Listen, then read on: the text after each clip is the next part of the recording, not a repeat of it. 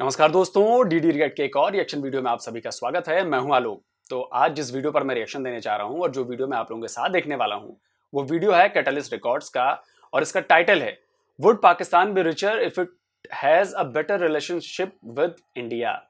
कि क्या पाकिस्तान जो है वो अमीर होता अगर वो भारत के साथ अच्छे संबंध रखता। तो इस पर पाकिस्तान की जनता क्या कहती है, चलिए आइए देखते हैं। असगर साहब, आपको क्या लगता है कि इंडिया और पाकिस्तान मोर देन 74 ईयर्स हो चुके हैं पाकिस्तान और इंडिया को अलग हुए, लेकिन एक रिवलरी चल रही है, एक हेट्रेड चल रहा है दोनों कंट्रीज़ के दरमियान, बॉर्डर्स के दरमियान। आपको क्या लगता है कि इससे कोई फ़ायदा हुआ है या फिर नुकसान ही उठाया? जी सीधी सी बात है, जो जंग होती है वो किसी भी मसले का हल नहीं होती, तबाही लेके आती है सारी। और पाकिस्तान और इंडिया दोनों ही अंडर डेवलप्ड कंट्रीज़ हैं। बाहर से कर्जे मिलते हैं, ये मुल्क चलते हैं सारे। जब जंगें होती हैं ये मुल्क मज़ीद पीछे चले जाते हैं। लिहाजा जो जंगें हैं, भाई साहब, कर्जे पे आपका मुल्क चल रहा है, हमारा नहीं चल रहा। 53 ट्रिलियन रुपीस का कर्जा आपके ऊपर है, हमारे ऊपर नहीं है। और हमारी इकोनॉमी देखिए, हमारी इकोनॉमी 3.4 ट्रिलियन डॉलर्स की हो चुकी है, जल्दी ही 5 ट्रिलियन डॉलर की हो जाएगी। और आपकी अभी 300 साढ़े 300 बिलियन डॉलर्स हैं, 1 ट्रिलियन भी नहीं है। आप क्या बात कर रहे हो यार।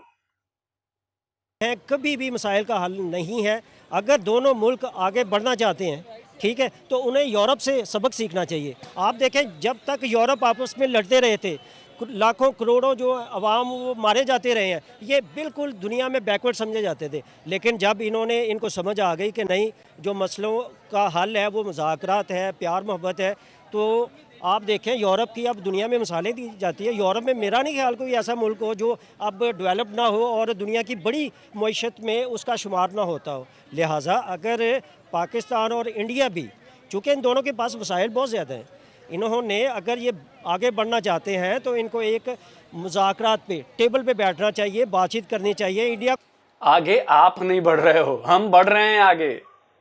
आपको अंदाजा नहीं है कि आप क्या बोल रहे हो और आपकी इन बातों को कहां कहां लोग देखेंगे, कहां कहां सुनेंगे।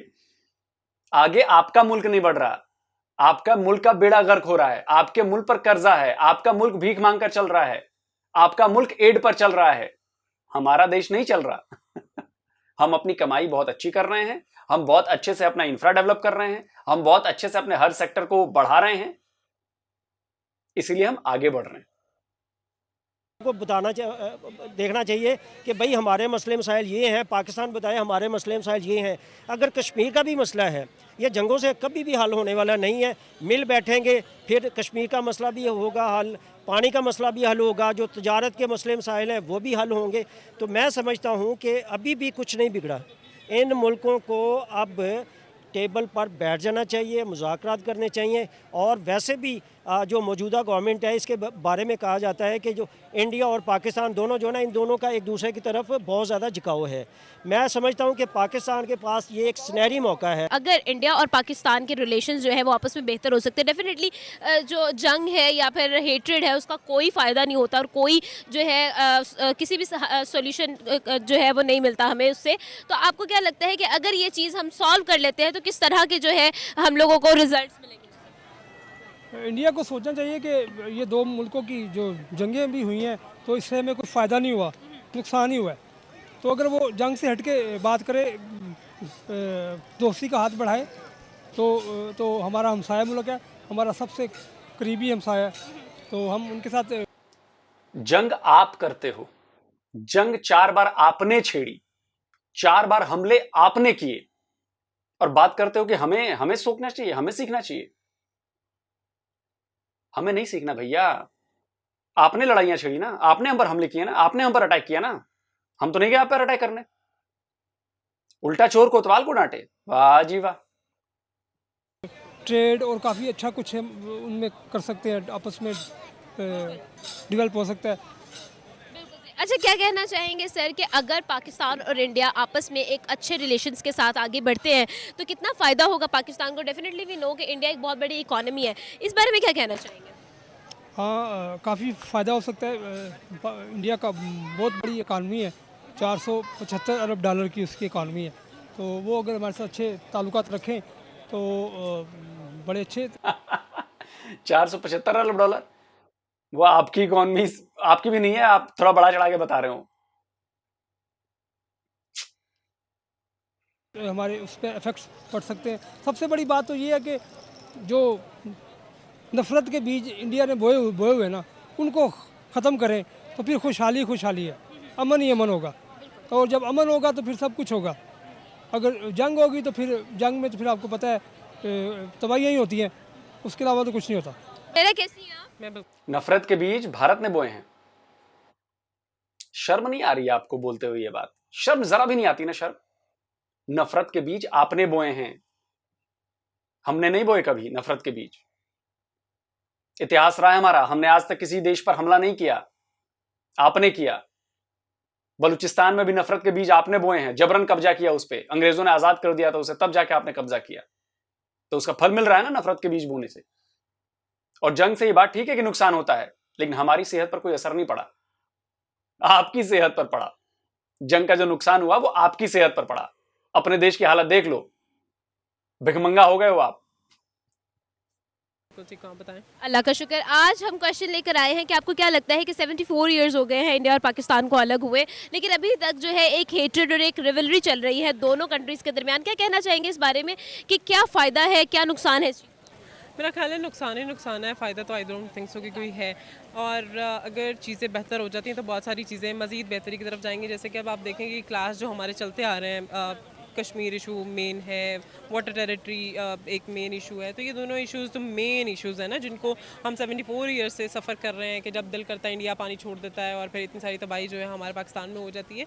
तो मेरा ख्याल है कि रिलेशन शुड बी बेटर, क्योंकि इस चीज़ की ज़रूरत है हमारी आइंदा आने वाली नस्लों को। और मेरा ख्याल है कि जो अब जो जनरेशन आ रही है उसमें ये जो हेट मटीरियल है ना वो काफ़ी हद तक कम हो चुका है। अगर आप देखें तो पाकिस्तान में माइनॉरिटीज़ पे बहुत ज़्यादा काम हो रहा है। वो जो एक हेट स्पीचेस हम लोग एक दूसरे के खिलाफ कर रहे होते थे बरादरी के इकलियतों पे, वो नहीं है। तो मेरा ख्याल है कि जो इंडिया पाकिस्तान के डिफरेंसेस हैं इनको भी कम होना चाहिए, और ये तब तक नहीं हो सकते जबकि इन पे काम जो स्टेट लेवल पे ना हो। क्योंकि आप और मैं तो, मेरी I have a long list of Indian friends, और बहुत सारी चीज़ें वो मुझसे मंगवा रहे होते हैं। समटाइम्स मैं उनसे डिमांड कर रही होती हूँ कि यार ये वहाँ से भेज दो।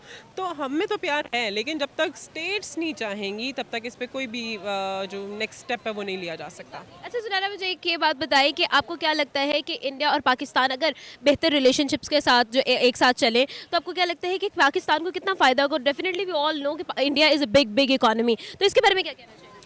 मेरा ख्याल है कि बेहतर होगा। एक तो हमारा नेबर कंट्री है, और जो हमारी ट्रेड, जैसे हम यूएस से इंपोर्ट कर रहे होते हैं या यूके से कोई चीज़ आ रही होती है, कहीं से भी आ रही होती है, तो ये बिल्कुल हमारे नेबर कंट्रीज़ हैं। अगर हमारे रिलेशंस डेवलप हो जाते हैं अच्छे, तो हमारी बॉर्डर साइड्स इतनी ज़्यादा हैं कि हम लोग बॉर्डर से ही एक्सचेंज कर सकते हैं। ना वो हम लोग को ड्यूटीज़ पड़ेंगी, ना हमारे एक्सपेंसेस ज़्यादा जनरेट होंगे। तो मेरा ख्याल है इकॉनमी को भी अच्छा इफेक्ट पड़ेगा, क्योंकि एक बड़ी ट्रेड सर्कल है इंडिया में।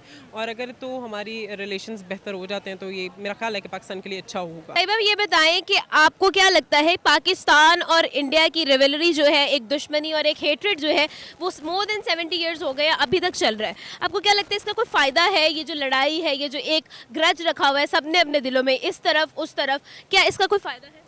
इसका बिल्कुल कोई फ़ायदा नहीं है। और ग्रज की जो आपने बात की है, पाकिस्तान की तरफ अगर देखा जाए तो पाकिस्तान ने हमेशा हाथ आगे बढ़ाया है, दोस्ती का हाथ बढ़ाया है, लेकिन आगे से इंडिया की तरफ से हमेशा दोस्ती का हाथ तो बढ़ाया जाता है, लेकिन साथ ही साथ साजिशों का भी सामना करना पड़ता है। अगर आपके साथ थोड़ी सी दोस्ती इंडिया अरे मोहतरमा, आपने उल्टी बात बोल दी। मुझे कोई साबित करके बता दे कि पाकिस्तान की तरफ से दोस्ती का हाथ कब कब और किस तरह बढ़ाया गया, कोई साबित कर दे। ये झूठा प्रोपेगेंडा, ये सब फैलाना बंद करिए आप लोग। बस लेकर कौन गया था? वाजपेयी जी गए थे ना लाहौर, उसके बदले में क्या मिला? करगिल जंग।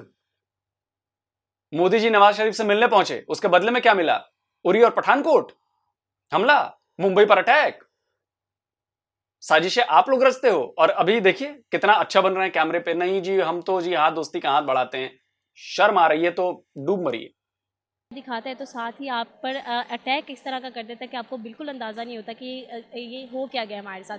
तो यकीन का जो करना है ना, एक जो यकीन का एक फैक्टर है बिलीव का, वो बहुत ज़्यादा मुश्किल है। आप यकीन नहीं कर सकते, लेकिन अगर ऐसा हो जाता है दोनों ममालिक के लिए बहुत अच्छा हो जाएगा। बिल्कुल सही। अच्छा, ऐसा है कि आपको क्या लगता है कि डेफिनेटली पाकिस्तान और इंडिया एक 100 ईयर्स तक एक साथ रहे हैं और हमारी सिविलाइजेशन एक जैसी है, हम लोगों का जो एक हिस्ट्री जो है हम लोग मैच करते हैं एक दूसरे से। 100 ईयर तक साथ रहे हैं? ये कौन सा फैक्ट है भाई?